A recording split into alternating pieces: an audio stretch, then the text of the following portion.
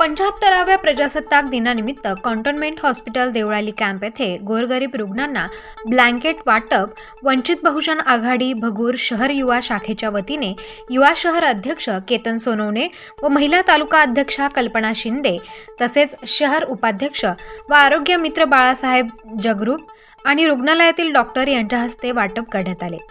गोरगरीब रुग्णांना या कडाक्याच्या थंडीत ऊब मिळाली, थंडीपासून बचाव व्हावा यासाठी हा उपक्रम भगूर शहर युवा वंचित बहुजन आघाडीच्या वतीने 26 जानेवारी प्रजासत्ताक दिनाचे औचित्य साधून साजरा करण्यात आला। प्रारंभी मान्यवरांच्या हस्ते डॉक्टर बाबासाहेब आंबेडकर व महापुरुषांच्या प्रतिमेस पुष्पहार अर्पण करून प्रमुख मान्यवरांच्या शुभ हस्ते कार्यक्रम सुरू करण्यात आला। यावेळी वंचित बहुजन आघाडीचे भगूर शहर युवा अध्यक्ष केतन सोनवणे यांनी प्रजासत्ताक दिनाच्या निमित्ताने आपले मनोगत व्यक्त केले। यावेळी डॉक्टर बाविस्कर, बालीभाई पात्रे आदींसह डॉक्टर स्टाफ, नर्स, रुग्णालयातील कर्मचारी आदी उपस्थित होते।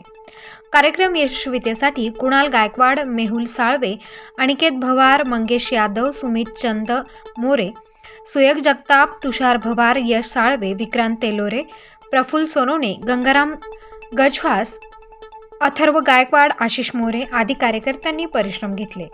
स्टार न्यूजसाठी प्रतिनिधी भास्कर साळवे, भगूर देवळाली कॅम्प।